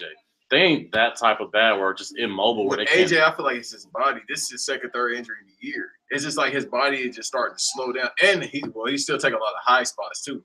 But that's most of his career is based on high spots. Not saying he can't mat wrestle, but there's nothing wrong with that. But that's I think he's fine. It's just he took the spot. But it's been spots he's been taking the past year that's been hurting him. It's not time. It's almost time. It's not time. People keep saying Randy, it's time for him. I don't think it might be. But that's the thing is because someone get hurt, it don't mean it's time or they had a bad outing. I think I say that based on because I don't want him to get seriously hurt. And it's been a year now where his knee, he's been scalping his knee to try to stay up to date, to try to stay in health, and then the hip. It's small injuries, not even small injuries. It's injuries that look to be they could turn. He'll take some time off, probably in the summer or something, and he'll get. I think he'll take his time off. Yeah, he'll get his body right, but he'll be all right. He can't keep pushing it. No, I want him to stay. I'm not saying all that. It's been fucking Team Canada with Bobby Roode. I say that because it's been 15 years. I know Scott D'Amore and him doing backstage roles now. True. Sanity is Scott D'Amore is backstage. I just can't say it's time just because they get hurt. Everybody gets hurt. Yeah. It's just at that age. Why the fuck is he flying a Tesla and doing auto tune? Because Jaden Smith. It looks like a and somebody just texted me that same exact moment. Yeah. But yeah, I thought the match was gonna be better, but I understand the injuries. It was a cooler match though too. He hurt himself in the match, and the crowd wasn't into it partially because I think the camera side crowd they couldn't see the match. Yeah, I guess the screen was off. Yeah, no, that's what Randy was saying too. I think the light was bright or some shit like that. Yeah. So he couldn't see the match. I thought it was a good match after a big moment. Considering what just happened with the Rollins match and how everybody went crazy for that. Yeah. And after that, I was like, this is a good cool down match. And then right after that, we had the tag team match? Yeah. The tag team match. That was a lot of fun. Yeah, it was good. Then we had The Miz and Shane, which was a lot better than I thought it was going to be. Shane showed up. That's Mr. WrestleMania for real. I know they say Shawn Michaels Mr. WrestleMania. No. Motherfucking Shawn. I'm sorry. Shane is real WrestleMania. Think about how his WrestleMania moments are to Shawn Michaels. Shane he got better moments. Yeah, but Shawn Michaels' moments are more sentimental. You can't beat sentiment. The boyhood dream has come true. You can't beat emotion, man. That's cool. Has he ever jumped off anything? What that got to do? Because Shane be jumping off shit. Yeah, but I said, at that moment, him and Jeff Hardy are Mr. WrestleMania. I'll go with that. But yeah, this is like this technique versus. Bruh, we don't even be talking about the European title match he had with X-Pac in 1999 WrestleMania. Yeah, because nobody cares. That match is fire. Yeah, but and it was the sports entertainment aspect, like we talked about Velveteen Dream. Remember how Shane started that gangster shit where he'll have like that tire trolling his opponent? He had the jersey talking about X-Pac, but I think he exited out again or some shit like that. But the thing about that one too is, this is my thing with it is, this is why Shane can't be, is because, yeah, it's nice, but you remember Shawn Michaels' WrestleMania matches. You remember his matches against The Undertaker. You remember his match against Ric Flair. That's fair. You remember his match against John Cena. You remember that triple threat with him, Triple H, and Redacted. But, you know, you don't remember Shane matches all that much. What you remember about Shane? Oh, he fell off this. He jumped off this. But no, that was a fun match. Some people saying that was a match of the night. I don't think so. We knew what was going to be match of the night. We're close to getting there, too. Yeah. Then we had the women's tag team match, which I am actually. That is a story of itself now. Yeah, it's a story. I'm okay with the Iconics winning because I was on board that the Iconics should have won in the first place. I wouldn't go that far. I disagree with you on that, but I feel like they need to eventually win because people are like, I don't know about this Iconics thing. And once again, it was like in NXT they was straight, but it was getting to a point where they've been on the main roster for some time now. That's why I thought they needed it, because them winning the title first, like, it doesn't matter who wins it first. It matters who wins it first at WrestleMania. Like, we'll get to that too. So yeah, like, we found out like a whole bunch of things in that match. We found out Nia was hurt this whole time. Yeah. So, you know, speedy recovery to her. Best to her. Yeah. And then we found out, you know, Sasha, they didn't tell her the end until the swerve until the very end. She's ready to quit. Yeah, let's go into that because I know we talked about it briefly this morning. I don't know. See, this is my thing. I don't really have an opinion about Sasha or what is being said because it seems to be like every time somebody goes over, she starts complaining. I'm not saying that. It's just from what I see. So it's like, I think that's the problem people have because every time somebody else goes over, then it seems like she's pouting. Then people keep saying that she's bad in public. She ain't giving autographs. She asking for money for autographs, whereas other superstars, including the top stars, are like openly staying there for an hour giving out autographs. This is what people are saying. I don't know. I ain't never met the girl. I don't know. So I don't know what's going on because now it seems to be, I know she tweeted a couple of days ago, I think it was a little bit after WrestleMania, about sounding like some depression shit. Me, that's what it looked like. Maybe she's going to do a depression. But at this point, I don't know. You know why? Because Do-Rag Vince been wilding. I don't know what to believe no more. Do-Rag Vince has been on his shit. So I don't know what to believe. And this is the whole Cole thing. This is how cold Do-Rag Vince was. He swerved it to the Iconics, and it got a big pop. Yeah. Like, they were supposed to win. They were the right team to win. Because it was nice to see Beth Phoenix, but she didn't need to win. Just her being there in that match was the win for her. And I think with the Iconics, because they are underdogs in every match they've been in, because people are always saying they're not good, they can't match up with Sasha or Bayley, so it worked out. And the thing about the Iconics is they have the chance to be the Women's New Day. Oh, absolutely. They have the chance. That merchandise is going to move. Yeah. Just because they appease to right now WWE. And the thing is, I've heard people say that they're annoying, and I'm like, that's the character. Right. They're supposed to be annoying. Oh, they don't annoy me. It's like voices scare me. That accent. You don't like Australian women? No. I don't like the accent. It freaks me out. I don't have a problem with it. You're joking. It's like, you gotta be joking me. It scares me, bro. Hey, man. Also, they fine as hell. Yeah. Let's be professional, sir. Yeah. No, I'm told you that. Graves with it though. Oh no. Hey, this is the horniest WrestleMania ever. Yeah. I told you, I had my homeboys all day hitting me up. They ain't watched wrestling in years or never watched WrestleMania. That's how I know Do-Rag Vince is wilding too. Because people that I know that hasn't watched wrestling in years watch WrestleMania. It could be because of Kofi. They didn't tell me. But my other homeboy doesn't watch wrestling. He watched it. Bruh, every time the women would come on, hey, who was this? I'll get like 5 times. Who was this? And they're like, oh, who is this now?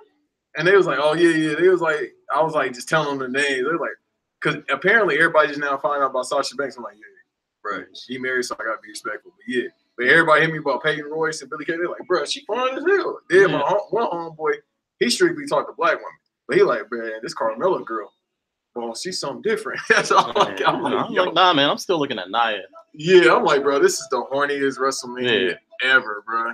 But I mean, but they had. Yeah. So this is what I'll say about Sasha Banks. So Sasha Banks has come off as difficult to work with, and is that what people are saying? I don't know. Well, I mean, there's hear different. I hear more negative and positive, but she's real vocal about her opinions. She don't like hide her opinions. That's what she's supposed to do. Like, you know, she really doesn't like Alexa Bliss. Yeah, no, it started to look like it's a shoot. I thought it was a work. No, because after the match that she had with Bayley, where they basically squashed Bayley, they basically she tweeted something about some shit or something like, you know, the girls, they young girls, they gonna tweet. Yeah, no, and Alexa actually blocked her. What's the problem? Well, I remember. Is it because Alexa is privileged? She knows that's a white woman. It's gonna be that. Well, see, this is the thing I think where Sasha has, because me and my homeboy was talking about it this morning. He's like, they treat her like a top star. Like, he's like, they've given her the belt. Nobody's won the belt. Only person that's won the belt more than her is Charlotte. Charlotte can actually work. Yeah, she won the greatest ever. Yeah. Well, I mean, so can Sasha. But the thing is, I'm saying Charlotte. But if we're comparing it to Alexa, then it's like, yeah. Oh, definitely. And because we'll go ahead. Then I'll tell you about Alexa. Then there was, you know, she won the first tag team belt. But I was like, yeah, but the problem is every women's title match she had, they brought it up that she has never successfully defended the title. She's always won it and then completely lost it. Yeah. She got one defense out of this one, and then they lost it. And I think the thing from her is the reason she's hurt is she's like, I want commitment, like long term, that I'm gonna be a champion. I don't want to be looked at as this transition person. Right. And like, because everybody that's dropped the title there got to have long run. Alexa and Sasha just got to be in her mind like, how many blonde white women do I have to like put over and over again? Because I've been adamant for about a year now. I said Sasha is close to becoming one of the greatest workers of all time, not just women. Because we got to right now, you got to kind of put everybody together. That's Jaden Smith in the background with the auto tune, just in case. Yeah, that shit's getting annoying too. And I love Falling. I like the whole thing when we talking. He was on top of the Tesla. He really loves. That's his personal car. He really loves that fucking car. Yeah. He treat that shit like it's a Bugatti. But all right, cool. The auto tune is starting to annoy me. They shooting this shit in 4K. I want to watch this on a good ass TV.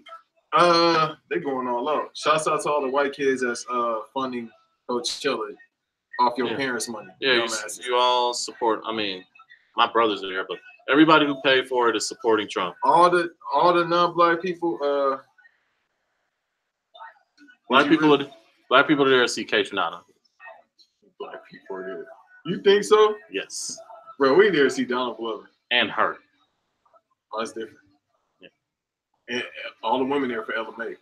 Yeah. Solange's not there no more, so. When I was working out there, I'm trying to think how many. I mean, it's thousands and thousands of people. I'm trying to see how many black women did I see out there. I saw a black woman. I saw a couple.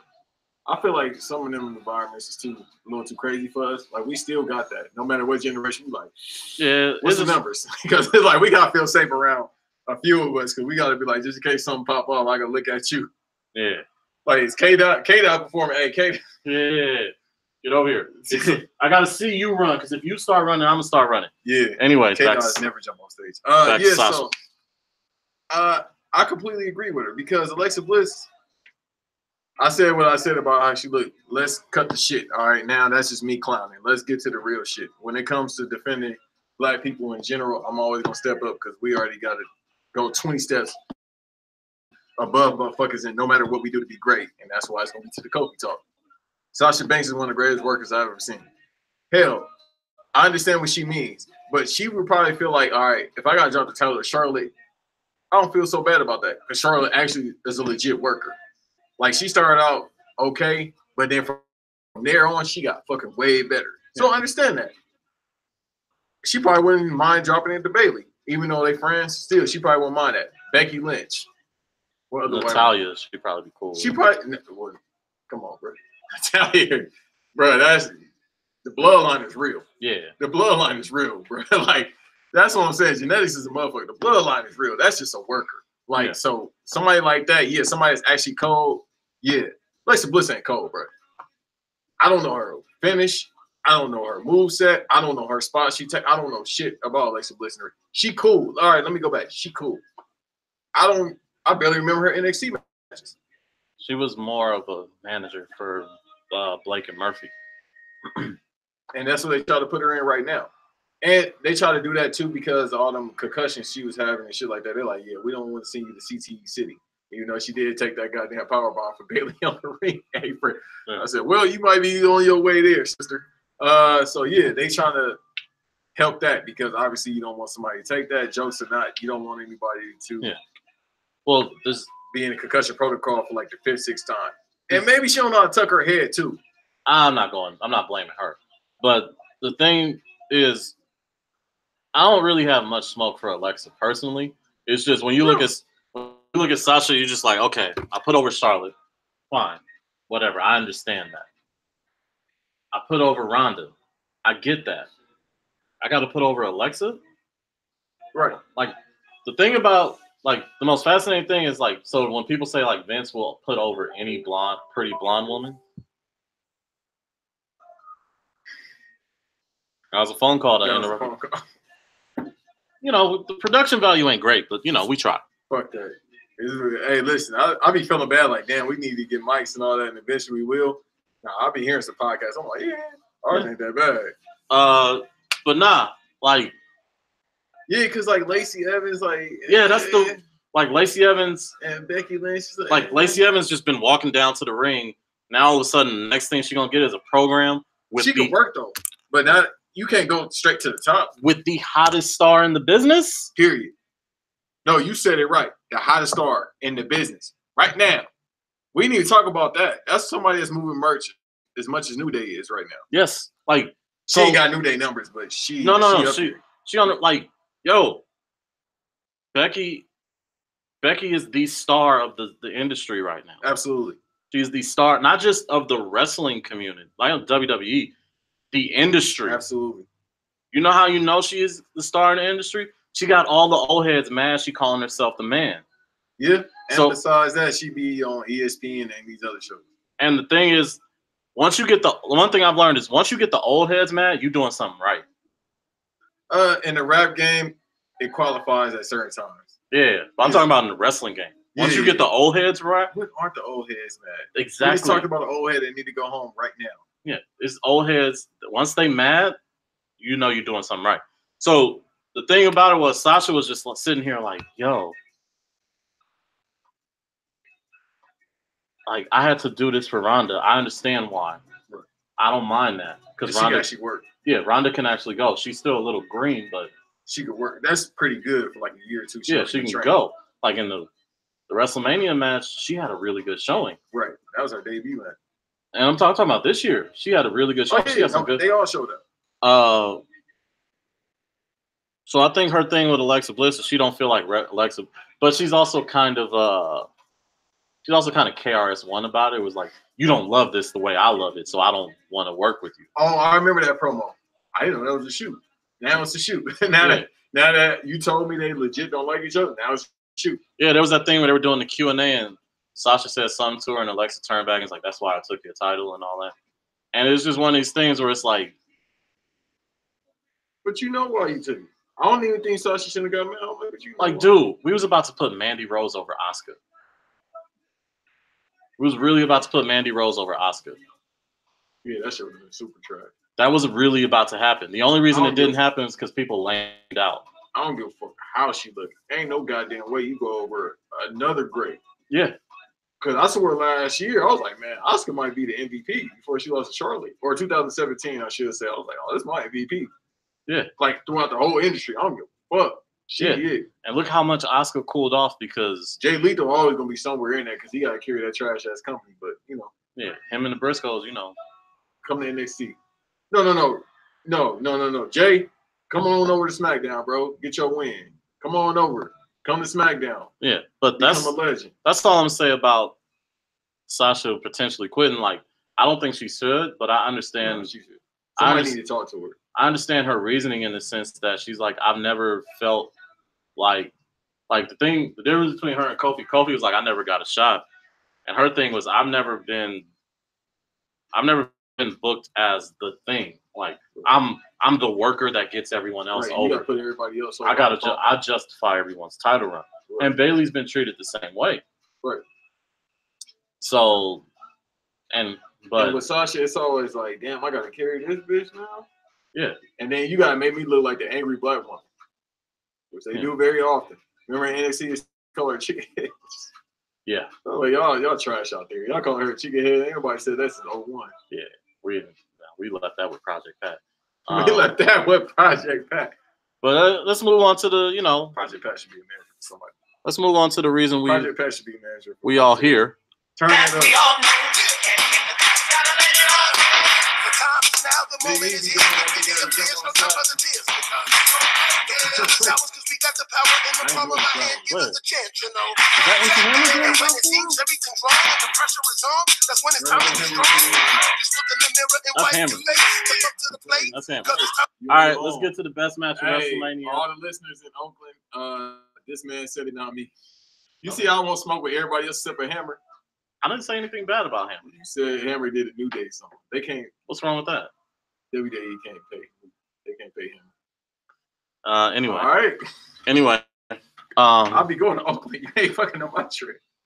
No, let's get to the match of the night. And should we go? Yeah. Let's just talk about this because everything else is like, all right. Triple Threat was cool. Triple Threat was good. The demon that shit that scared Yolanda Adams. That was cool against Bobby Lashley. Why the fuck did he have them Ninja Turtle green eyes? I don't know, but the thing I will say, appreciate about that match is that they didn't completely bury Lashley. I thought that was gonna happen. Yeah, they didn't completely bury him. They let him get some offense in and let him stay strong. The Samoa Joe thing was the right move to do. Yeah, because Ray hurt. Ray hurt, and it just made Joe look that much better. The Baron Corbin Angle match, that did absolutely nothing for Baron Corbin. Why the fuck did Baron Corbin go home? Baron Corbin go home. Well, that's he ain't hurt. He's young. Go home. Yeah, like Baron Corbin, like in NXT. I know some people are like, oh, I get it now. It makes sense. I'm like, nah. What is it done? Now they talking about, oh, that's gonna help Baron Corbin get in the program Roman Reigns. Why would I need to see that? Why? We've been giving that and this is why it was good for Seth to win the title because we've been getting all these things with no title on the line for free this whole time. We got Braun versus Baron Corbin. We got Roman and Baron Corbin. We got Roman and McIntyre. I forgot about that. Baron Corbin with everybody. What is worth? Nothing. Okay. Nothing. And that's why they putting him with Roman now because Roman is. This is the thing about Raw. Roman is the magic key. Like he got Braun over. He got McIntyre over. He gets everybody over because he's good. But who the fuck? Baron Corbin should. I'm looking at something because I'm really trying to figure out a scenario. When I look away, I'm really thinking deep. Who the fuck? You know what? Baron Corbin and Samoa Joe, just so Samoa Joe could bury him. They're not gonna. Or he gonna say he gonna choke you out. They're not gonna let him bury Baron Corbin. They, for some reason, they like Baron Corbin in a way that I don't understand. He might be a nice guy. He probably is a nice guy, but so what? He's not a good wrestler. We'll make him a manager. No, he's too tall. See, so that's what I'm saying. What the fuck? Anyways, the motherfucker. What everybody be saying? You said he looked like a sea filler. Yeah. At Random Acts podcast, he said, "Mom." He said he looked like a manager at Red Lobster. Yeah. Yo, my man looked like Steve Punk. Yeah, he looked like the cool accountant. The cool, like BioShock Infinite character. Yeah. But anyways, let's get to the match of the night, the moment of the night. Possibly the greatest moment, my favorite moment in WrestleMania history. What you mean possibly? It is. My favorite. No. I already said it. It's the greatest moment in WrestleMania history. Okay. It's the greatest moment. What's beating that? Except for Stone Cold shaking hands with Vince McMahon at WrestleMania 17. That wasn't a good moment. That was a fucking beautiful moment. That was a terrible moment. You know why? Because great JR. Because he sold it. He sold his soul to the devil. My God. Damn, he going all out. This Coachella, what the fuck? Yeah. They got a budget. Yeah. I've never seen this before for a performer other than Beyonce. No, it's the Sahara tent. But anyways, the match of the night, the greatest WrestleMania moment ever is Kofi Kingston going over you know what? Daniel Bryan. Turn the icon on for Kofi Kingston. And then I'm going to talk over. I'm going to cut a promo. Since it's in the background already, listen. But you say Kofi about to be top 25 just off that alone? Yeah, we can run through the rest of it. Let's do that.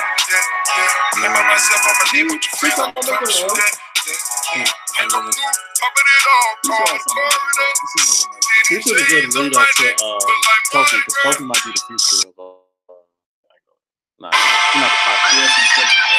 That's true. Baron Corbin might be the top. He ain't got no sense. Right, he dressed. He ain't got no drip for that. Yeah. Anyways, go ahead. Kofi Kingston. Icon Living? Yeah. Is he an Icon Living? You said top 25. Just off that win alone. Well, let's go through the match. The match was actually a lot better than anyone thought it was going to be. Yeah. You can tell he was a little jittery, though. He was a little jittery, but I mean, like, he was, what you call it? Yeah, turn the volume down, because I want to see him do the Michael Jackson movies. But anyways, the thing about it was, everyone's like saying, is this the best Kofi Kingston we're seeing?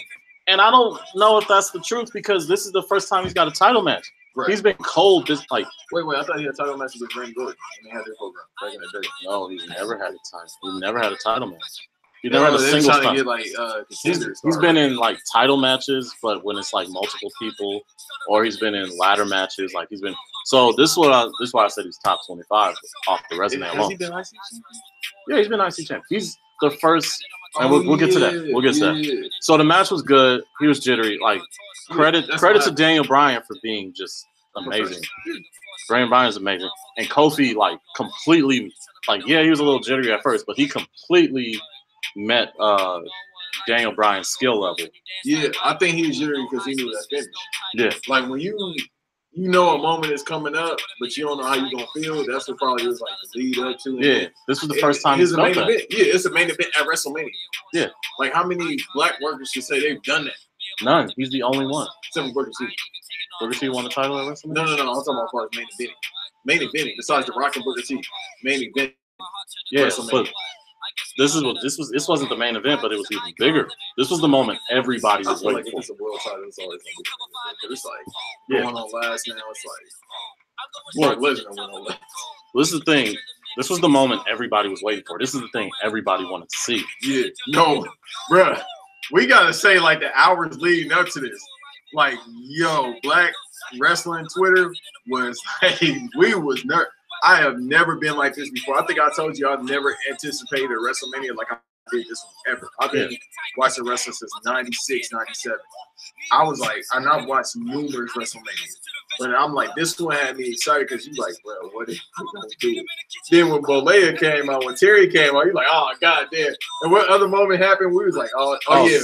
When Seth went over, we was like, oh shit, it ain't looking so good. Like everybody was saying that. Yeah, and then we had a whole bunch of like faces winning. Like, but this is the thing I was telling my brother, was like, this was the most fascinating thing about this WrestleMania, is they had 3 legitimately good feel-good moments baked into the story.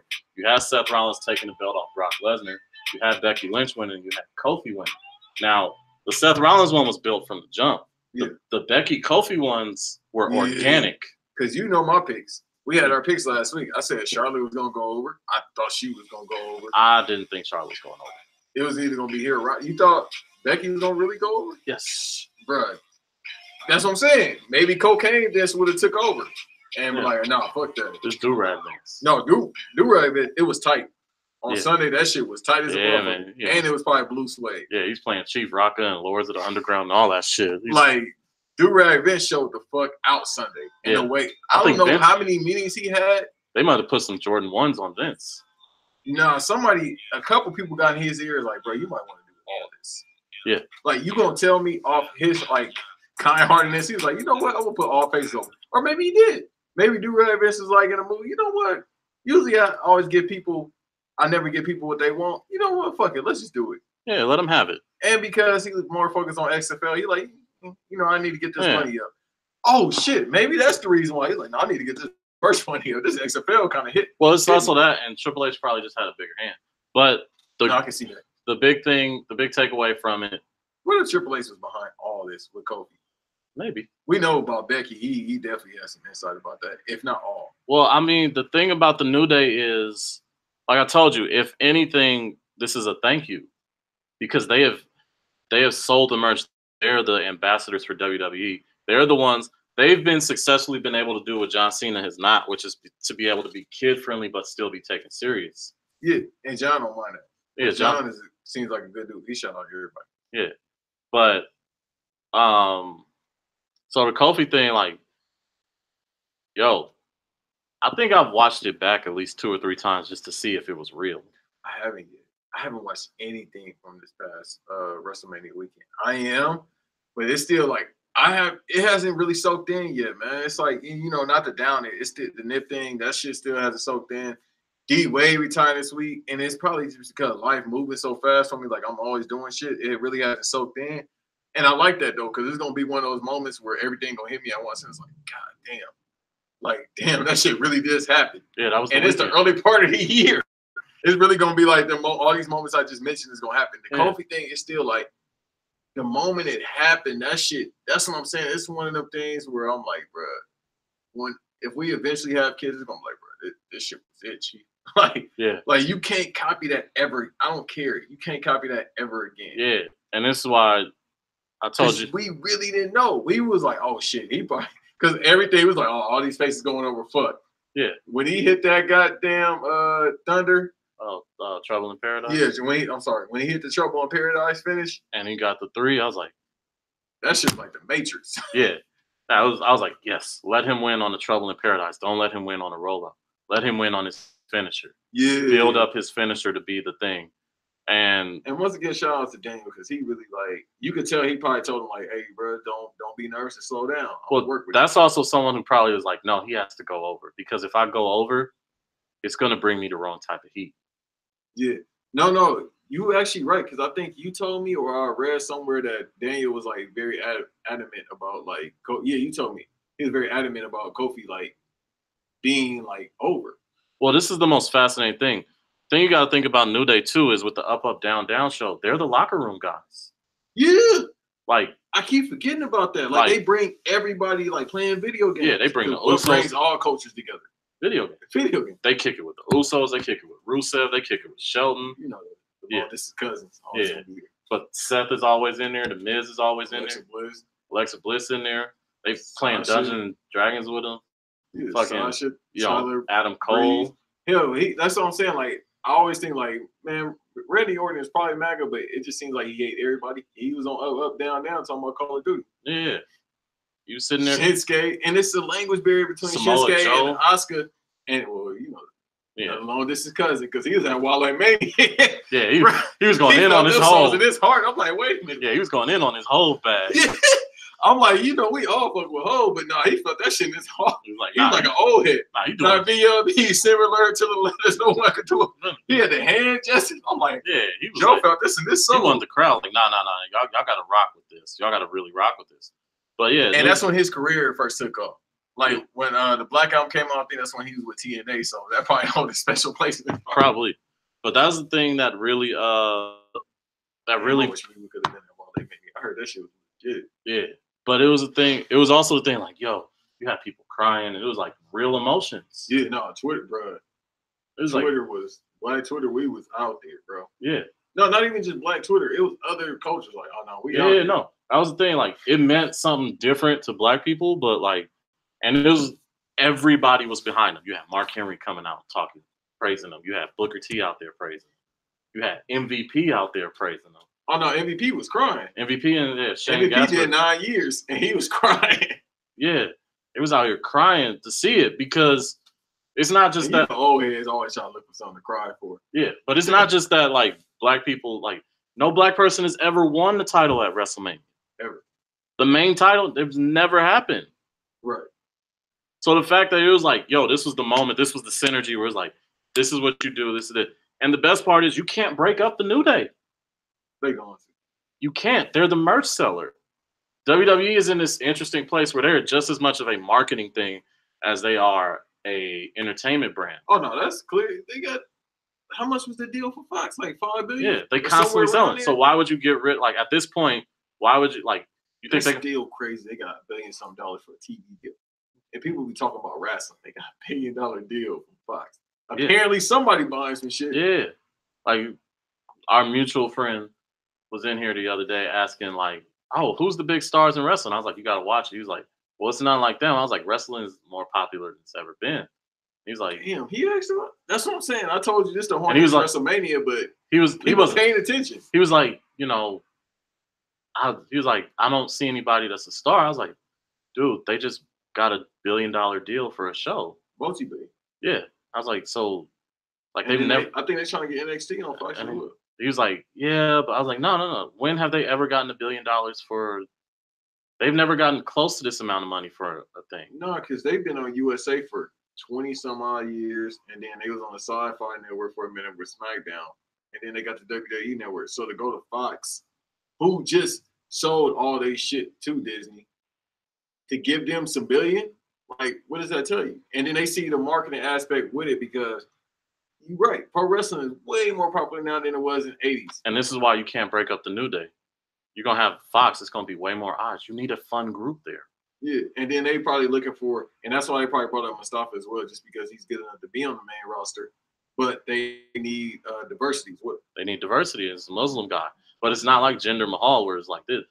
Mustafa can go, and people actually like him. He's a face. He's a huge baby face. Like another dude that be on up, down, down. Another dude, and it's a dude that like look. If this thing with Kofi never happens, we are behind Mustafa being champion all day. He a family man as well, Mustafa. So yeah. And maybe, and that's maybe another reason. It's so many aspects as to why Kofi went over, but that's probably the big thing because Fox probably was like, "Hey man, we gotta see something different." You know what I mean? That's why we get you money. Okay. Well, Fox they don't start till October, but the thing I think that the deal is already closed. The thing was the fans like I've been talking to my friends about this for years with Kofi. I was like, "Yo, they could make Kofi the champion. They can let him transfer time." Like I remember, okay, all the CM Punk fans. CM Punk was one of Kofi's biggest advocates. He was like, he should be champion. Then why is he not champion yet? Yeah. Why are you not putting him in the titles? CM Punk don't like put nobody over. No, but he was like, he's heat right now with his so-called or used to be best friend Colt Cabana. Yeah, but the thing was right now is like, yo, Kofi, like his thing back then, he's like, yo, Daniel Bryan should be in this WrestleMania. Like when he left, he was like, it was Daniel Bryan's year, and it absolutely was. And he's like, look at guys like Kofi Kingston. Like who they just squandering. These are talented guys. Yeah. This and that. But the most fascinating thing about all of this wasn't a Triple H guy. No. Like the only Triple H guy out of the New Day is Big E. And I don't know how much he really is a Triple H guy. Probably just based on how much weight he can press. Yeah. Like that's probably it. But like, yo, when you look at the roster, like who won the big matches, a lot of them were Triple H guys. Seth Rollins is a Triple H guy. Roman's a Triple H guy. Baron Corbin is a Triple H guy. Becky and Charlotte are Triple H girls. Yeah, absolutely. So, like, most of the girls that Finn Balor, NXT, yeah, Triple H guy. Samoa Joe, Triple H guy. Yeah. All these people, and then you have Kofi, the one thing, this and that, and like this guy who everybody's loved forever, and that's where I say he's a top 25. So when you take in the fact that, you know, he's won the Intercontinental title, he's won the U.S. title, he's the longest reigning he has the longest reigning tag team reign with the New Day, and he has the most. He has some other records in general with the tag team. Yeah, he's the winner with Evan Bourne. Yeah, he's solely has had the tag team titles longer than anybody else in the history of the business, or at least the WWE. Yeah. So his cumulative run as a tag team champion is longer than anybody. He's had it for almost 1,000 days. Yeah. We bring up the fact that, you know, you got a Money in the Bank match. He always has a spot in it. Yep. He's been in almost every Money in the Bank match that has ever been, because you know you can depend on him to do some nice high flying stuff, and he can sell and he can take those bumps. You go to the Royal Rumble for the past the past 7 years, everybody's waiting to see what he does in the Royal Rumble. Yep. Like you almost don't care who wins the Royal Rumble. He was like, yo, what's the Kofi spot this year? Stepping on pancakes, stepping on Xavier Woods, stepping on the chair. Yeah, jumping onto jumping onto the railing and then jumping back. Handstand. Yeah, getting thrown out there was a battle royal where he got thrown out, but he didn't get eliminated because he got thrown out over the stairs and he fell, but he kept his feet on the stairs. He like pulled his body up and all that. Yeah. And then he top it off. So he wins the WWE title at WrestleMania. So he not only becomes the first black person, first African-born person to win the WWE title at WrestleMania. He becomes the first black Grand Slam champion at WrestleMania. He has the biggest WrestleMania moment probably debatably ever. The New Day are the most over thing this side of John Cena. Yeah. Like, yeah, this decade, when we had that all-decade list, they definitely going to be somewhere up there. Like, the biggest thing, like, the saddest thing about Dean Ambrose leaving was that you didn't have the New Day versus the Shield more. Yeah, I would love to see it. Yeah, because they all can go. I watched it this morning. I was like, man, I don't remember. Like, that match was good. Yeah. It should have been a program. But, you know. I ain't never heard about Dean Ambrose. Yeah. But that's the, like, most fascinating thing. Fun AEW.